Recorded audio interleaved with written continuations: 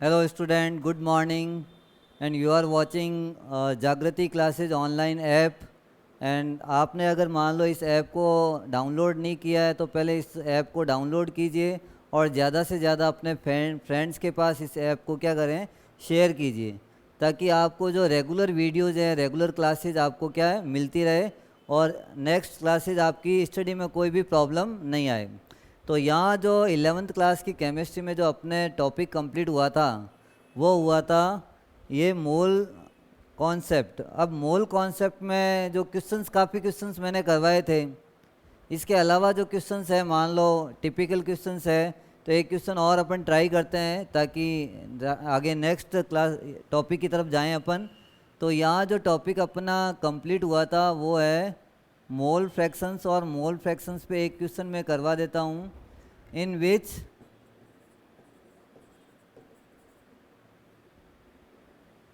Given have highest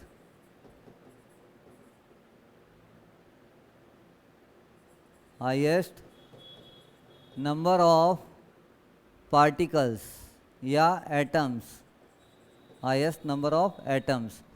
तो ये जो गिवन सब्सटेंस होंगे उनमें किसके पास ज़्यादा से ज़्यादा एटम्स होंगे, ये क्वेश्चन अपन को सॉल्व करना है। इसमें ऑप्शन दे रखा है ए 1 ग्राम कैल्शियम, बी 1 ग्राम लिथियम, सी 1 ग्राम Cl2 और डी 1 ग्राम सोडियम। तो ये चार ऑप्शन हो गए। इनमें से किसके पास सबसे ज़्यादा नंबर ऑफ एटम्स या नंबर ऑफ पार्टिकल्स होंगे, ये क्वेश्चन है। आगे एनसीईआरटी में या आगे कंपटीशन में भी ये पूछ सकते हैं आपको। In which given have highest number of particles, which contains highest number of particles. तो अपन सॉल्व करते हैं। सबसे पहले इनका जो एटॉमिक मास है वो मालूम होना चाहिए। तो कैल्शियम का मैं यहाँ लिख देता हूँ, कितना होता है 40, लिथियम का 7, क्लोरीन का 35.5। ये 35.5 आया कैसे, ये भी अभी समझाना है आपको। और इसका मान लेते हैं 23 होता है। लेकिन जब आपके साथ ये वैल्यू गिवन है तो इसको सॉल्व करने के लिए आप क्या करते हो, सबसे पहले मोल कैलकुलेट करते हो। तो mole is equal to given mass upon molar mass. Given mass कितना है 1 ग्राम, अपॉन जो है मोलर मास कितना हो गया 40 इसका कैल्शियम का, तो ये तो आया मोल। अब मोल के अंदर कितने मॉलिक्यूल्स होंगे, इसके लिए अपन नंबर ऑफ पार्टिकल्स का फॉर्मूला लगाते हैं। Number of particles equal to mole into Avogadro number. तो मोल तो कितना आया 1/40 और एवोगैड्रो नंबर कितना हो जाएगा Na। और ये Na की वैल्यू अपन ने बता रखी है 6.022 इंटू 10⁻23 होता है। अब यहाँ नंबर ऑफ पार्टिकल्स इसके अंदर ए के अंदर ये इतना आया, बी के अंदर कितना आएगा बताओ। अब इसका बी का करने के लिए अपन क्या करेंगे 1/7, और ये तो आया मोल, ये तो क्या आया मेरे पास मोल। अब मोल से नंबर ऑफ एटम्स या particles equal to 1/7 into Na। अब ये इसमें डायरेक्ट अपन Na से क्यों कर रहे हैं, क्योंकि ये सारे अभी एटॉमिक फॉर्म में। तो एटम में डायरेक्ट एटम निकालने के लिए आप उसको एवोगैड्रो नंबर से मल्टीप्लाई कर सकते हैं।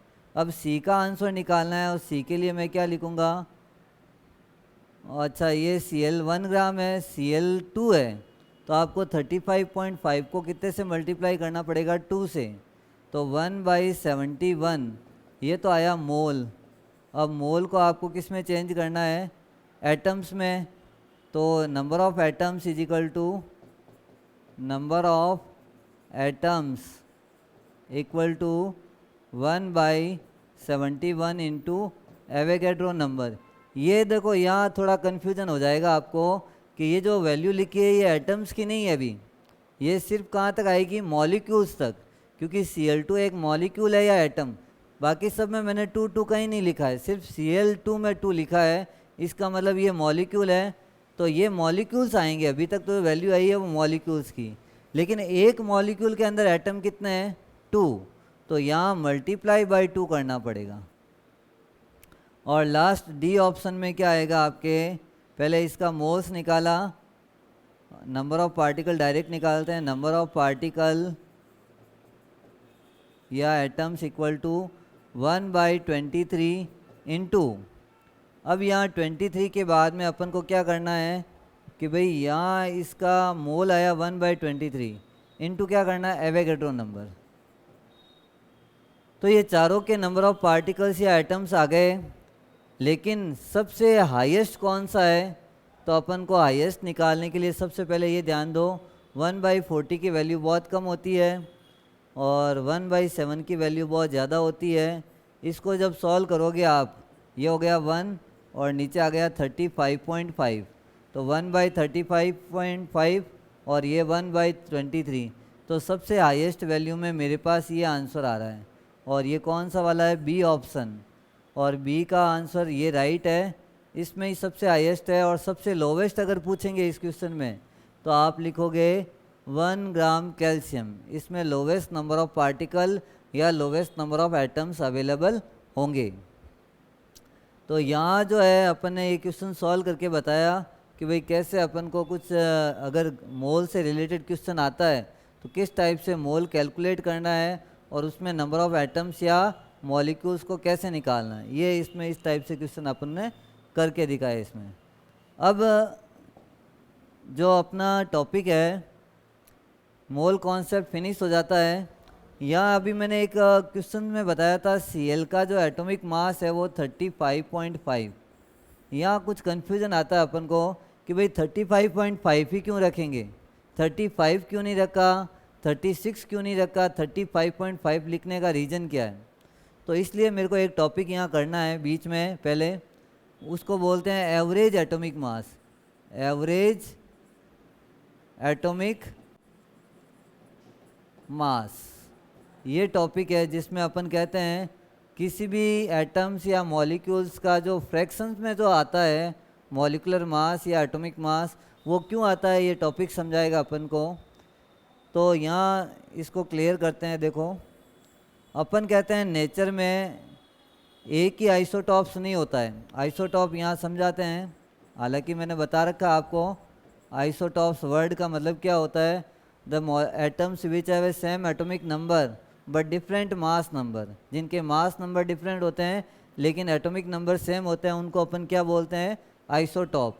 लेकिन जो आइसोटॉप्स होते हैं जैसे कार्बन के मैंने बोले 3 आइसोटॉप्स है, C612, C613 और C614। अब तीनों आइसोटॉप्स नेचर में अवेलेबल है और नेचर में जो अवेलेबिलिटी है, प्रोबेबिलिटी है या अबंडेंस है, सबकी अलग अलग है। मान लो इसकी जो है 99% है नेचर में अबंडेंस। अबंडेंस वर्ड का मतलब है कितनी क्वांटिटी में ये आपको मिल सकता है, तो 99% ये इसकी अक्रेंस आपको मिलेगी। अब इसकी जो अक्रेंस है वो लगभग आएगी आपके 0.1%, 9 कर देते हैं, 0.9%, और इसकी अक्रेंस तो आएगी 0.1%। तो ये अपने पास नेचर में अवेलेबल है। और आपको बोलेंगे कि भाई ये सब इतने मास वाले अलग अलग अवेलेबल तो है, लेकिन इनका एवरेज मास कितना होगा। तो एवरेज एटॉमिक मास के लिए अपन को एक फॉर्मूला लिखना है ताकि अपन को समझ में आए टॉपिक पूरा। तो यहाँ नेचर में जितने भी आइसोटॉप्स होते हैं उनके आइसोटॉप्स का अपन एवरेज एटॉमिक मास निकालते हैं और न्यूमेरिकल्स क्वेश्चन में उन्हीं एवरेज एटॉमिक मास का अपन यूज करते हैं। तो यहाँ अपन को एक फॉर्मूला लिखना है, जो प्रोबेबिलिटी है या अबंडेंस है इसको प्रोबेबिलिटी मान लेते हैं, प्रोबेबिलिटी या अबंडेंस। और ये कौन सा है, 12 वाला, 13 वाला और 14 वाला। तो यहाँ मेरे को एक फॉर्मूला लिखना है, average atomic mass equal to A1 into P1 plus A2 into P2 plus A3 into P3 upon total probability कितनी है, P1 plus P2 plus P3। तो ये प्रोबेबिलिटी अपने पास अवेलेबल है, क्वेश्चन में गिवन होगा ये सारी चीज़ें आपको, और ये वाली भी वैल्यू गिवन होगी। लेकिन आपको क्या निकालना पड़ेगा यहाँ पे, एवरेज एटॉमिक मास। अब यहाँ A1 क्या है और P1 क्या है। A1 is a mass, atomic mass of first isotope. First isotope का एटॉमिक मास कितना हो गया, 12U। सेकेंड आइसोटॉप का क्या हो गया, A2। और थर्ड आइसोटॉप का क्या हो गया, A3। और इनकी प्रोबेबिलिटी कितनी कितनी हो गई, P1, P2 एंड P3। अब P1 यहाँ पे कितना प्रोबेबिलिटी दे रखा है, 99%। यहाँ 0.9% और ये 0.1%। जब तीनों को ऐड कर देते हैं अपन तो टोटल प्रोबेबिलिटी आ जाती है अपने पास 100। तो ये नेचर मान लेते हैं 100% कोई एलिमेंट है, लेकिन उनके आइसोटॉप्स अलग अलग होते हैं, तो उनके आइसोटॉप की नेचर में जो ऑकरेंस है वो अपने पास गिवन है। तो यहाँ फॉर्मूला अप्लाई करेंगे तो कैसे वैल्यू निकालेंगे, average atomic mass of carbon, carbon का ही है ये तीनों, तो 12 इंटू क्या करेंगे, 99 plus 13 into 0.9 plus 14 into 0.1 upon total probability जो आएगी 100। ये फॉर्मूला अगर आप लगाओगे इसके अंदर तो अपने पास ये सॉल्यूशन आ जाएगा। 12 को 99 से मल्टीप्लाई करना है, 13 को 0.9 से और 14 को 0.1 से, फिर तीनों को ऐड करना है। ऐड करने के बाद जब डिवाइड करते हैं तो लगभग आंसर आ जाता है 12.01U। ये इसका फाइनल आंसर आ सकता है। तो आपको ये जब सॉल्यूशन करना है, एवरेज एटॉमिक मास कैसे निकालना है, इसके लिए आपको ये सारी गिवन होगी और फॉर्मूला आपको लगाना है। अब यहाँ तो मेरे को मालूम है कि 3 आइसोटॉप दे रखे हैं तो ये 3 फॉर्मूले लगाए, लेकिन मान लो किसी किसी के 2 ही आइसोटॉप है, जैसे अभी एक क्वेश्चन कराएंगे तब ये फॉर्मूला चेंज हो जाएगा। फॉर्मूले में 3 वाला नहीं लगाएंगे, A1 into P1 plus A2 into P2 upon P1 plus P2, तब आपके कौन सा मास आएगा, उसका एवरेज एटॉमिक मास आएगा। तो ये एक क्वेश्चन इससे रिलेटेड और करवा देते हैं ताकि सारा कन्फ्यूजन आपके दूर हो जाए यहाँ पे। तो क्वेश्चन ये दे रखा है, Cl have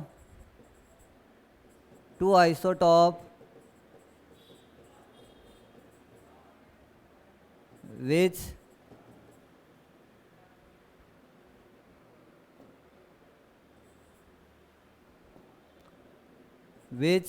atomic mass is 35U and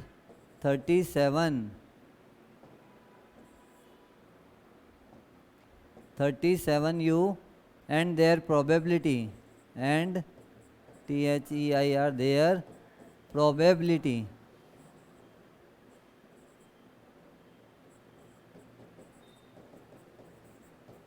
is 75 and 25% respectively.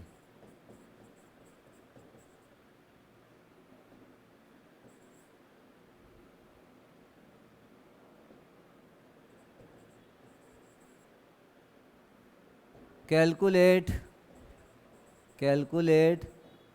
Average atomic मास, ये अपन को निकालना है। अब अपन को देख लो यहाँ पे 35 और 37 दो ही आइसोटॉप दे रखे हैं और इन आइसोटॉप की प्रोबेबिलिटी भी गिवन है 75% एंड 25%। और आपको जो निकालना है वो क्या निकालना है, कैलकुलेट एवरेज एटॉमिक मास। तो फॉर्मूला लगाएंगे यहाँ पे, एवरेज एटॉमिक मास Cl का equal to A1 into P1 plus A2 into P2 upon P1 plus P2, ये फॉर्मूला लगाएंगे। अब इस फॉर्मूले के अंदर अपन वैल्यू रखेंगे, A1 कितना हो जाएगा यहाँ पे 35 इंटू P1 प्रोबेबिलिटी कितनी है उसकी 75 प्लस A2 जो हो जाएगा वो कितना हो जाएगा 37 इंटू 25, और टोटल प्रोबेबिलिटी जो आ रही है वो कितनी आ रही है 100। अब इन दोनों को अगर मल्टीप्लाई करते हैं 35 को 75 से तो 5 5 जा और 5 3 जा 15, 16 17, 35 35 and the 3 21 21 24 25,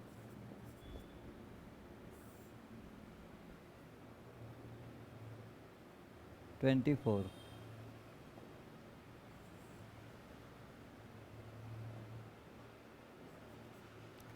5 2 6 2 2 6 2 5 और इन दोनों को करते हैं तो 37 इंटू 25, 5 7 जा 35 और 5 3 जा 15, 18, 7 4 जा 14, 1 6 and 7, 5 2 8 और 9 2 5। तो दोनों को ऐड कर देते हैं 2 6 2 5 प्लस 9 2 5 अपॉन 100 और ऐड करने के बाद जो आंसर आ रहा है 3550 अपॉन 100। तो आंसर कितना आया 35.5 U। तो अपन Cl का जो मास लेते हैं वो कौन सा लेंगे 35.5 लेंगे। यही इसका एवरेज एटॉमिक मास है और इसको निकाला इस तरीके से। जितना भी आपको एटॉमिक मास गिवन है उसकी प्रोबेबिलिटी से मल्टीप्लाई करना है और नीचे टोटल प्रोबेबिलिटी से डिवाइड करना है और जो मास आएगा उसको अपन कौन सा मास बोलेंगे यहाँ पे एवरेज एटॉमिक मास। तो ये टॉपिक अपना कंप्लीट हुआ एवरेज एटॉमिक मास। मोल कॉन्सेप्ट आपको समझा दिया। इसके बाद एटॉमिक मास मॉलिक्यूलर मास क्या होते हैं ये चीज़ें अपन ने बता दी। अब जो अपन नया टॉपिक स्टार्ट करेंगे वो है एम्पायरिकल फॉर्मूला।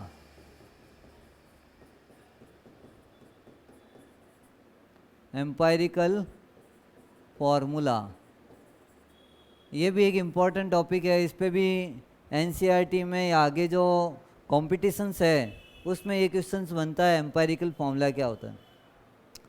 तो कोई भी जो मॉलिक्यूल्स है और मॉलिक्यूल्स का simple whole number ratio of element, simple whole number ratio of element of various element that is known as empirical formula. जैसे मेरे पास एक फॉर्मूला लिखा हुआ है C2H6, ये जो फॉर्मूला है ये इथेन का है। अब इथेन के फॉर्मूले के अंदर अगर अपन सिंपलेस्ट होल नंबर रेशियो निकालेंगे इनका तो इनमें इसमें 2 एलिमेंट है किसके कार्बन के और 6 है हाइड्रोजन के। दोनों में डिवाइड हो रहा है 2 का। तो मेरे पास एक रेशियो आया C1H3।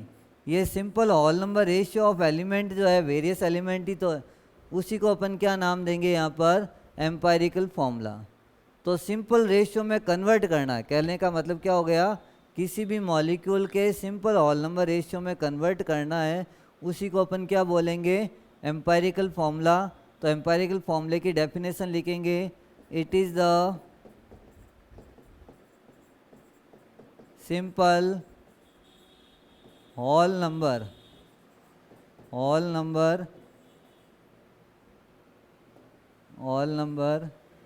Ratio of different element in molecule is known as empirical formula. तो कोई भी मॉलिक्यूल को सिंपल होल नंबर रेशियो में कन्वर्ट करना यही अपना कौन सा फॉर्मूला बन जाएगा और ये एम्पायरिकल फॉर्मूला। अब देखो इसके अंदर अपन अगला बताते हैं। मेरे पास एक ग्लूकोज का फॉर्मूला है C6H12O6 और ये जब 6, 12 और 6 इसमें एक ऐसे नंबर को डिवाइड करना ताकि एक सिंपल रेशियो आ जाए, सिंपलेस्ट से सिंपलेस्ट। ऐसे नहीं कि सर इसमें 3 से डिवाइड करते हैं तो सब में जा रहा है, 2 का भी सब में जा रहा है, लेकिन सिंपलेस्ट करना है ताकि उसके बाद में आगे उसको और डिवाइड नहीं कर सकें।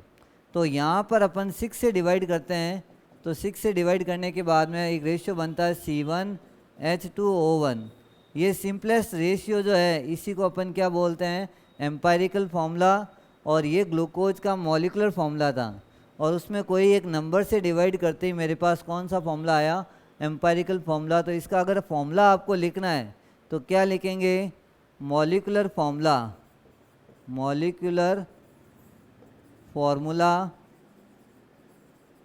Upon n is equal to कौन सा फॉर्मूला आ जाएगा, एम्पायरिकल फॉर्मूला। तो इस फॉर्मूले को याद रखना है, आगे न्यूमेरिकल्स में ये फॉर्मूला काम आएगा अपना, कि किसी भी फॉर्मूले का एम्पायरिकल फॉर्मूला कैसे बनाएंगे, तो उस मॉलिक्यूलर फॉर्मूले में n से डिवाइड कर देंगे।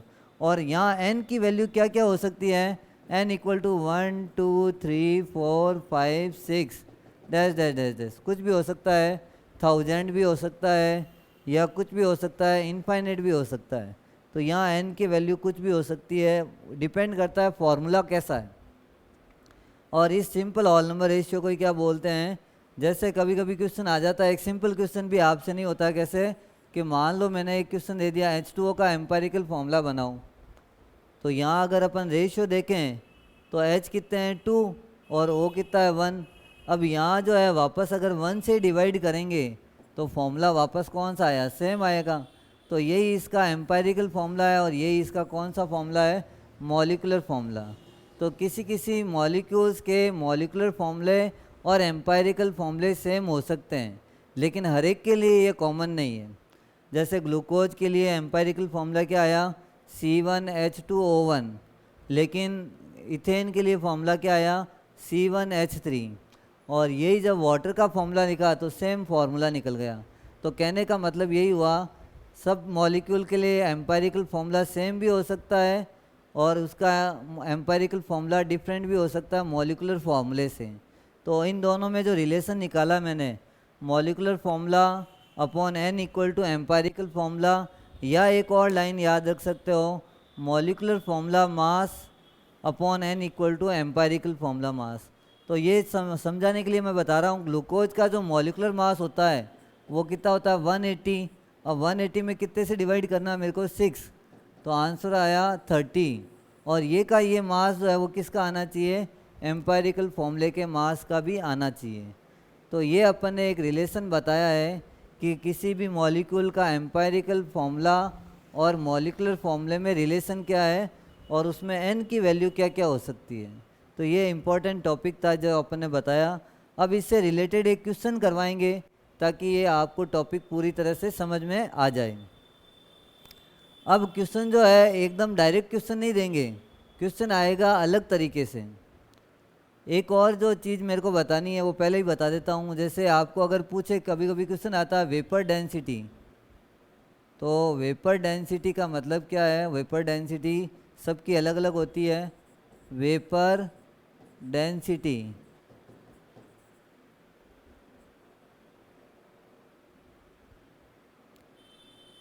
इंटू 2 इजिकल टू क्या होता है उसका, molecular mass.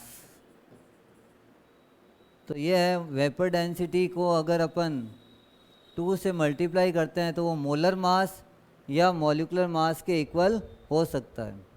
Generally molar mass use लेते हैं क्योंकि वेपर डेंसिटी ग्राम पर मिलीलीटर में हो सकती है और उसको 2 से मल्टीप्लाई करते ही कौन सा आ जाएगा, उसका मोलर मास आ सकता है। तो ये एक रिलेशन अपन को थोड़ा याद रखना है। इसके बाद में अपन इससे रिलेटेड एक क्वेश्चन करवाएंगे।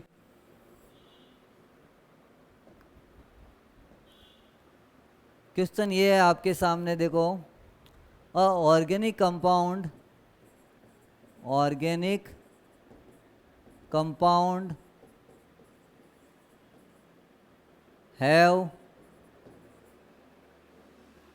40% carbon,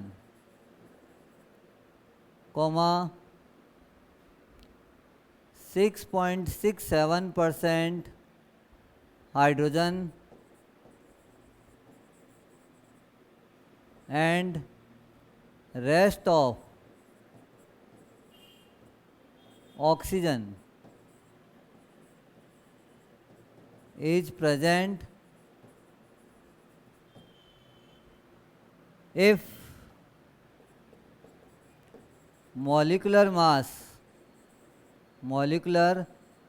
mass of compound is 180 U then calculate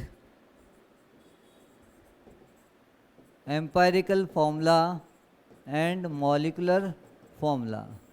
ये आपको कैलकुलेट करना है। ये क्वेश्चन आपके पास गिवन होगा। एक ऑर्गेनिक कंपाउंड है जिसमें 40% तो कार्बन है, 40% कार्बन है, 6.67% हाइड्रोजन है और बाकी की इसमें कौन सा चीज़ अवेलेबल है, ऑक्सीजन प्रेजेंट है। तो 3 एलिमेंट से मिलके एक ऑर्गेनिक कंपाउंड बना है। अब तीनों एलिमेंट का जो मास है वो क्या है, अलग अलग है और इसमें उस कंपाउंड का जो मॉलिक्यूलर मास है वो दे रखा है 180 U, 180 U, और उसका आपको निकालना है एम्पेरिकल फॉर्मूला और मॉलिक्यूलर फॉर्मूला आपको बताना है। तो कैसे इस क्वेश्चन को सॉल्व करना है, तो क्वेश्चन को सॉल्व करने से पहले आपको ये सारा फॉर्मूला याद होने चाहिए। मॉलिक्यूलर फॉर्मूला, एम्पेरिकल फॉर्मूला का फॉर्मूला क्या है। तो इसको करने के लिए मैं नेक्स्ट पेज लेता हूँ। यहाँ पे देखो, यहाँ जो अपन लेते हैं कि भाई एक ऑर्गेनिक कंपाउंड है जिसमें कार्बन, हाइड्रोजन और ऑक्सीजन 3 एलिमेंट है, लेकिन ऑक्सीजन कितना है कैसे निकालेंगे। मान लो वो ऑर्गेनिक कंपाउंड 100 ग्राम का है या 100% है। अब 100% में से मेरे पास कितना कितना है, कार्बन कितना है 40 और ये 6.67, ये दो चीज़ें अवेलेबल है, ये गिवन थी क्वेश्चन में। तो 100 में से ये वैल्यू लेस करेंगे, तब अब हम लेस करने के बाद में टोटल 100 में से कितनी वैल्यू लेस हुई है, 46.67 लेस हुई है। तो आंसर आया 53.33। तो मेरे पास तीसरा एलिमेंट ऑक्सीजन का भी परसेंटेज आ गया है, वो कितना आया है 53। तो यहाँ इनके एलिमेंट के परसेंटेज लिख रहा हूँ, ये 40 है, हाइड्रोजन का 6.67 है और ऑक्सीजन है 53.33 है। ये तीनों एलिमेंट के परसेंटेज अपन को गिवन है। अब अपने पास ये परसेंटेज गिवन है तो इनको अपन परसेंटेज से मोल्स में कैसे कन्वर्ट करना है। तो मान लो मेरे पास 100 ग्राम कोई कंपाउंड है, ऑर्गेनिक कंपाउंड, उसमें 40 ग्राम ये है, 6.67 ये है और 53.33 ये है। अब अपन कहेंगे इनको मोल्स में कन्वर्ट कैसे करेंगे। तो ये अगर मास मान लें, इनको तीनों को क्या मान लिया, मास, तो मोल कैसे निकालेंगे। तो यहाँ मैं एक आगे वर्ड लिख रहा हूँ, मोल का आंसर निकालना है। इस टेबल के अंदर तीनों के मोल निकालेंगे और मोल का फिर क्या निकालेंगे, रेशियो निकालेंगे, ये रेशियो, और रेशियो से इसके बाद में एम्पेरिकल फॉर्मूला आएगा। तो सबसे पहले कार्बन का करते हैं। कार्बन का जो मास है वो कितना गिवन है 40 और डिवाइड कितने से करना है, 12 से। 12 से क्यों करेंगे, क्योंकि कार्बन का एटॉमिक मास 12 होता है और कोई भी चीज़ को मोल में कन्वर्ट करने के लिए अपन क्या कहते हैं, गिवन मास अपॉन मोलर मास। तो गिवन मास तो 40 गिवन है यहाँ पे और उसका एटॉमिक मास कितना है 12। इससे कार्बन के मोल्स मेरे पास आएंगे 6.67 डिवाइडेड बाई 1.008 होता है, 1 मान लेते हैं इसको, और 53.33 डिवाइडेड बाई 16। तो अब इन तीनों के मोल्स आएंगे मेरे पास। यहाँ मेरे पास जो वैल्यू आई वो कितनी आई है 3.33, 6.67 और ये वैल्यू जो आ गई है इसमें 3.33। अब ये इसको रेशियो में कन्वर्ट करना है। तो रेशियो में कन्वर्ट करने के लिए पहले ये वैल्यू लिख देता हूँ यहाँ पे, 3.33, 6.67 और 3.33। अब ये रेशियो के बाद में सिंपल नंबर आएगा, यहाँ आगे लिखेंगे अपन सिंपल ऑल नंबर रेशियो।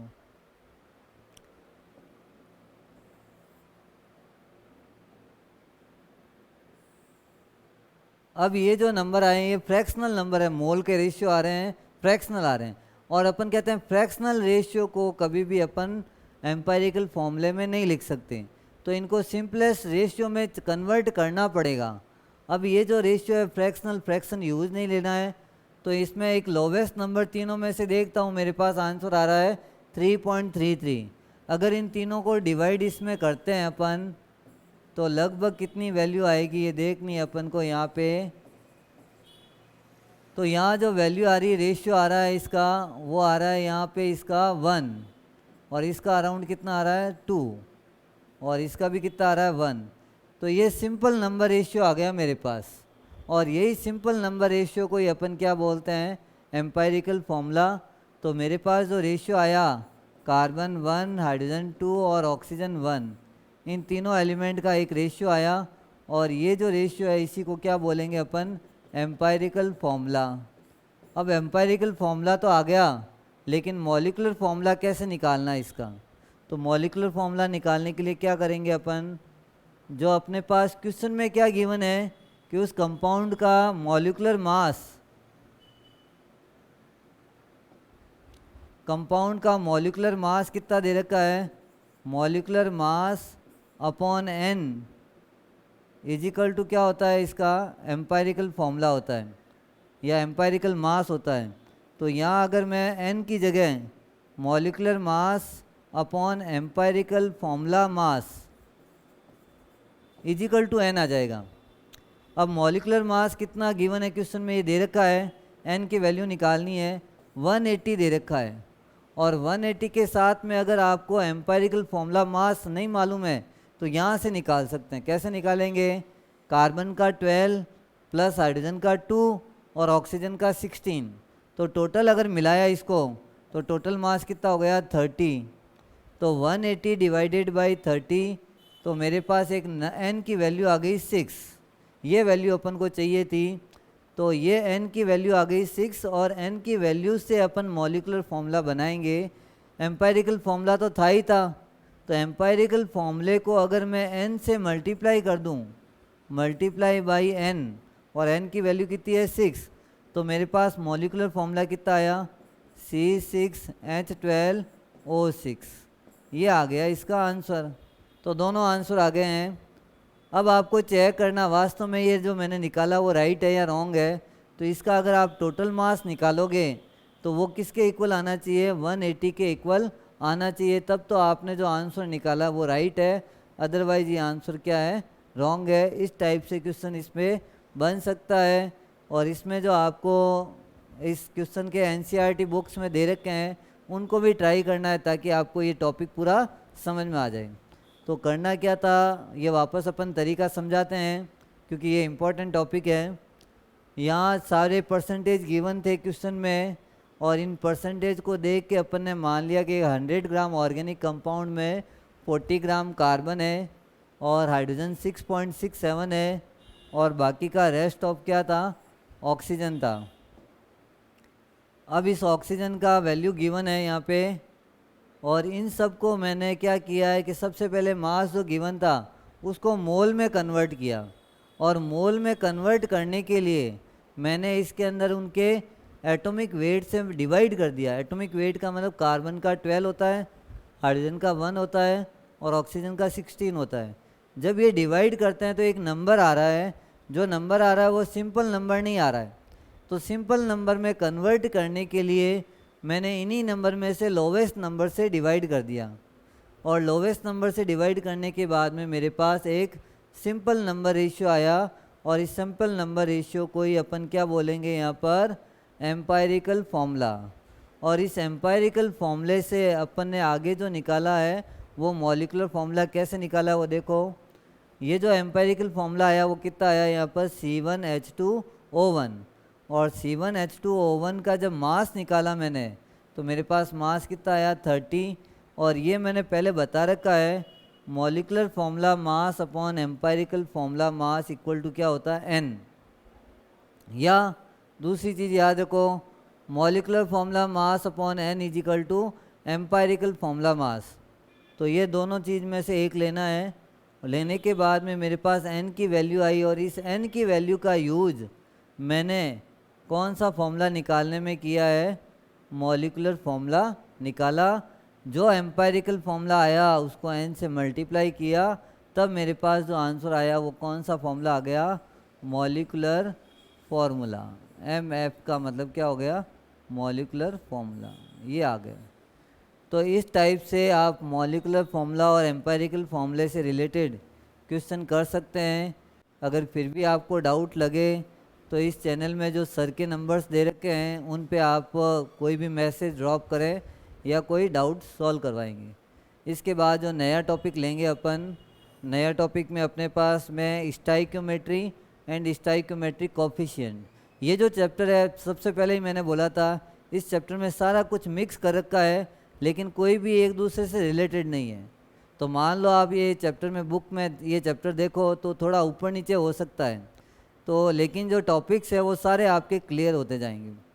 तो यहाँ जो अपन ने जो टॉपिक्स मैंने करवा दिए थे वो है एटॉमिक मास, मॉलिक्यूलर मास, और इसके अलावा मोल ये इसमें अब मोल कॉन्सेप्ट अपन ने करवाया, और एम्पेरिकल फॉर्मूला, मॉलिक्यूलर फॉर्मूला क्या होता है, और इससे रिलेटेड क्वेश्चंस करवाए, और एक एवरेज एटॉमिक मास का भी टॉपिक अपन ने इसमें करवाया है।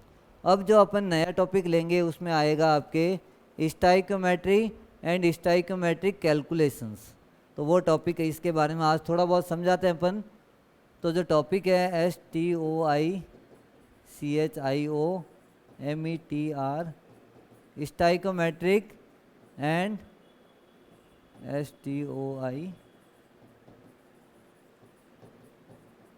Stoichiometric calculation.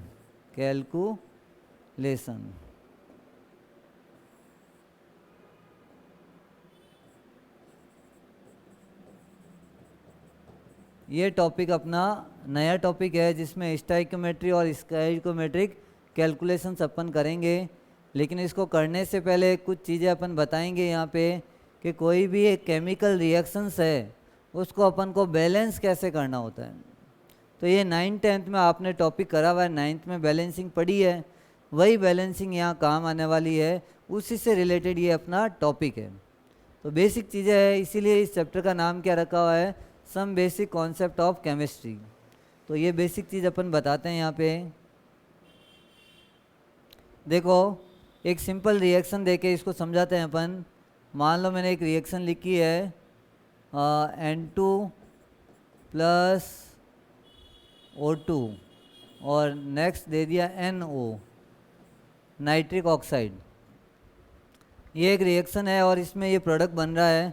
इसको बैलेंस कैसे करना है, पहले देखें हैं कि यहाँ N और O कितने कितने हैं। यहाँ 2 है और यहाँ पे भी 2 है, लेकिन वहाँ बैलेंस में लास्ट में क्या आ रहा है, N 1 है और O 1 है। सबसे पहले इस रिएक्शन के बारे में बताता हूँ। एरो के इस साइड में लेफ्ट हैंड साइड में जो होते हैं उनको रिएक्टेंट बोलते हैं, और राइट हैंड साइड में जाते हैं तो क्या बोलते हैं, उनको प्रोडक्ट बोलते हैं। अगर सिंगल एरो है तो ये इरिवर्सिबल रिएक्शन है, और डबल एरो आता है तो रिवर्सिबल रिएक्शन। ये रिएक्शंस के बारे में अपन ने बताया। यहाँ मेरे को लग रहा है कि N2 है और O भी 2 है, तो यहाँ सिर्फ आपको क्या लगाना है, 2 लगाना है, और 2 लगाते ही ये रिएक्शंस क्या हो जाएगी, बैलेंस। तो बैलेंस करने के लिए आपको ध्यान रखना है N2 O2 दोनों को मिलाएंगे तो 2NO, ये बैलेंस रिएक्शन है। लेकिन मैंने एक रिएक्शन ये लिखी है अब N2 प्लस H2 और ये बन रहा है NH3 अमोनिया। अब इसको कैसे बैलेंस करना है, तो यहाँ N2 और H2 है, ये 2 है इसमें। तो पहले देखो यहाँ N 2 है और सामने 1 ही है, तो 1 है तो उसको 2 करने के लिए सबसे पहले स्टाइकोमेट्रिक, ये इनको स्टाइकोमेट्रिक कोफिशिएंट भी बोल सकते हैं, जो आप चेंजेस कर रहे हो 1 2 3 4 जो आगे लगा रहे हो, इनको क्या बोल सकते हैं अपन, स्टाइकोमेट्रिक कोफिशिएंट। और इसी से रिएक्शन को बैलेंस किया जाता है। ये 2 लगा दिया तो देखो N2 हो गया, लेकिन H में गड़बड़ हो गया। 2 3 जा कितना हो गया, 6 हाइड्रोजन, लेकिन यहाँ 6 नहीं है, यहाँ ओनली 2 है। तो इसके आगे अपन क्या लगाएं ताकि 6 हो जाए, तो यहाँ लगा देते हैं 3। अब ये रिएक्शंस क्या हो गई, बैलेंस। तो ये ऐसे अपन को एक बैलेंसिंग करना है, और ये बैलेंस रिएक्शन ही अपने आगे काम आएगी। अब एक और रिएक्शन करते हैं, जैसे CH4 मीथेन प्लस O2, और क्या बन रहा है यहाँ पे, CO2 प्लस H2O। अब यहाँ कार्बन सिंगल बैलेंस है, कार्बन तो छेड़ना ही नहीं है। हाइड्रोजन 4 है, लेकिन यहाँ हाइड्रोजन 2 आ रहा है, तो अब अपन को क्या करना पड़ेगा, बैलेंस करने के लिए जो हाइड्रोजन है उसके आगे क्या नंबर लगाऊंगा मैं, 2। तो 2 हाइड्रोजन तो हो गए, लेकिन ऑक्सीजन को गड़बड़ कर दिया इसने, 2 1 जा 2। देखो जब भी कोई नंबर है, जैसे मैंने मान लो X और Y इसके आगे आगे मान लो 10 लिखा है, तो आप ये मत सोचना कि 10x ही है, y 10 नहीं है, y भी 10 है। तो फॉर्मूले के आगे जो वैल्यू रखते हैं वो सबसे मल्टीप्लाई होती है। तो यहाँ आपको ये चीज़ ध्यान रखनी है कि यहाँ पे ऑक्सीजन तो 2 है और इसमें ऑक्सीजन 1 था, लेकिन 2 से मल्टीप्लाई करते ही 2 हो गया, तो 2 + 2 कितना ऑक्सीजन हो गया, 4 ऑक्सीजन। लेकिन यहाँ वो कितना है, 2। इसके आगे क्या लगाएं ताकि ये बैलेंस हो जाए, तो अपन लगा देते हैं 2। तो अब ये बैलेंस इक्वेशन हो गई अपनी। CH4 + 2O2 gives CO2 + 2H2O, ये बैलेंस है। 2-3 और करते हैं ताकि ये पूरा क्लैरिफिकेशन इसका आपको हो जाए यहाँ पे। अब जो अपन ले रहे हैं, एक रिएक्शन ले रहे हैं, ग्लूकोज C6H12O6 + O2, और क्या बन रहा है प्रोडक्ट में, CO2 + H2O, ये बन रहा है। अब इस बनने में अपन देख रहे हैं 3 एलिमेंट आ रहे हैं यहाँ पूरे रिएक्शन के अंदर, कार्बन, हाइड्रोजन और ऑक्सीजन, तीनों को ही बैलेंस करना है। और बैलेंस करने के लिए अपन क्या करेंगे देखते हैं। कार्बन कितना है इसके अंदर, 6, तो लेकिन वहाँ कार्बन 1 ही है, तो यहाँ क्या लगाएंगे अपन, 6। तो हो गया कार्बन कार्बन इक्वल, कार्बन हो गया 6 और ये 6। हाइड्रोजन यहाँ 12 है, लेकिन यहाँ 12 नहीं है, यहाँ 2 ही है, तो इसके आगे भी 6 लगा देते हैं। अब बराबर हो गया हाइड्रोजन। लेकिन ऑक्सीजन का प्रॉब्लम है अभी भी, तो ऑक्सीजन के करने के लिए 6 × 2 = 12 ऑक्सीजन, और 6 उधर है, 12 + 6 कितना ऑक्सीजन, 18 ऑक्सीजन। अब 18 कैसे होगा, 6 तो ऑलरेडी यहाँ आ गया है, तो इस 6 को छोड़ो यहाँ से, 18 में से 6 लेस करो तो 12 बचा। अब यहाँ 6 लगाऊंगा तब कहीं जाके बैलेंस। तो आप लोग क्या करते हो कि जैसे 18 देखा तो यहाँ 9 लगा दिया, और 9 लगाती वो बैलेंस इम्बैलेंस हो जाती है। तो थोड़ा सा आपको ध्यान रखना है इसके अंदर कि जो बैलेंस रिएक्शन अगर अपन को करनी है तो सारे एलिमेंट को ध्यान में रखो और क्यों कितना लगाना है, ताकि ये इक्वेशन में सारे एलिमेंट इक्वल हो जाए। इसका कोई स्पेशल मेथड नहीं है कि इस मेथड से फॉर्मूला लगाओ सॉल्व हो जाएगा, ये इसका कोई मेथड नहीं है। बैलेंस आपको करनी है। एक जो टिपिकल आ सकता है, ज़्यादा से ज़्यादा क्या हार्ड बन सकता है वो अपन करवा देते हैं एक और। जैसे मेरे पास एक फॉर्मूला दे दिया है, C2H2 + O2 और CO2 + H2O। अब ये बैलेंस करेंगे तो इजीली नहीं होती है, बैलेंसिंग में दिक्कत आती है इनमें। तो यहाँ करेंगे तो क्या होगा, देखो कार्बन 2 है तो अपन यहाँ पे भी 2 लगा देते हैं, हो गया कार्बन, तो काम खत्म कार्बन का। अब आ रहा है हाइड्रोजन, 2 है, ऑलरेडी 2 है, कुछ चेंज मत करो। लेकिन ऑक्सीजन में प्रॉब्लम आएगी, 2 × 2 = 4 और 1 यहाँ से लिया, टोटल ऑक्सीजन यहाँ आ रही है 5। लेकिन यहाँ जो है ऑलरेडी 2 तो अवेलेबल है, इसके आगे अगर मैं 5 लगा दूँ तो 5 × 2 = कितना हो जाएगा, 10। तो यहाँ बैलेंसिंग में आपको ध्यान रखना है कि 5 करने के लिए एक चीज़ और करनी है। यहाँ पे जो भी आए, जैसे 5 आया तो 5 यहाँ लगाएंगे तो 5 × 2 = 10 हो जाएगा। तो फ्रैक्शन ले लो एक बार, हालांकि फ्रैक्शन को बैलेंसिंग में काम में नहीं लेना है, लेकिन अभी अपन बैलेंस करने के लिए टेम्परेरी ले रहे हैं, ये वापस हट जाएगा। 5/2 लेते ही क्या हो जाएगा, 5 × 2 = 10/2 करते ही 5 आ जाएगा। लेकिन ये सही नहीं है, आपको इसको एक्यूरेट करना है। तो जो अपॉन में जो वैल्यू आ रही है, कितनी वैल्यू आ रही है, 2, पूरी रिएक्शन को 2 से मल्टीप्लाई करो। करते ही क्या आया आंसर, 2C2H2 प्लस इसको 2 से करेंगे, 2 से ये 2 कैंसिल हो जाएगा, पीछे बचा 5O2 गिव्स 4CO2 + 2H2O। सबको करना, छोड़ना किसी को नहीं है। ऐसा नहीं रिएक्टेंट को कर लिया प्रोडक्ट को छोड़ दो तो बैलेंस वापस गड़बड़ हो जाएगी। तो बैलेंस करने के लिए रिएक्टेंट और प्रोडक्ट दोनों की तरफ ध्यान देना है और दोनों में इक्वल एलिमेंट करने हैं, तब कहीं जाके आपके बैलेंसिंग होगी। लास्ट एक रिएक्शन कर देता हूँ, उसके बाद में नेक्स्ट क्लास अपन में उसमें करेंगे इससे रिलेटेड क्वेश्चंस। तो एक रिएक्शन है इथेनॉल C2H5OH + O2 और क्या बन रहा है, CO2 + H2O। तो ये जो बैलेंसिंग है इसमें कार्बन 2 है, हाइड्रोजन 5 है और ऑक्सीजन 1 है, हाइड्रोजन 5 + 1 6 है। कार्बन 2 है तो 2 लगाया एक बार, बराबर हुआ कार्बन तो 5 + 1 6, तो यहाँ कितना लगाएंगे 3, 3 2 जा 6। अब ऑक्सीजन 2 2 जा 4 और 3, 4 + 3 कितना हुआ 7। अब 7 को करने के लिए यहाँ अपन 3 लगाएंगे तो नहीं होगा, लेकिन ध्यान रखो इस फॉर्मूले में भी ऑक्सीजन अवेलेबल है, तो इस फॉर्मूले का ऑक्सीजन एक कम करो, 7 में से 1 लेस किया तो मेरे पास आया 6, और 6 को लिखने के लिए यहाँ क्या लगाया 3, तो 3O2। अब ये रिएक्शन बैलेंस हो गई। तो यहाँ आज की क्लास तक अपन यहाँ फिनिश करते हैं टॉपिक को। अब नेक्स्ट प्रीवियस क्लास में कुछ रिएक्शंस आपको बैलेंस करनी है घर पे बैठ के, बुक में से देख के, फिर उससे रिलेटेड जो क्वेश्चंस अपन कराएंगे नेक्स्ट क्लास में करते हैं। और इस जो चैनल को या इसको ऐप को जो डाउनलोड करना है, ज़्यादा से ज़्यादा फ्रेंड्स के पास ये ऐप आपके पास पहुंच जाए, तो इसको शेयर भी करना है। तो let's be finish the class. Thank you students.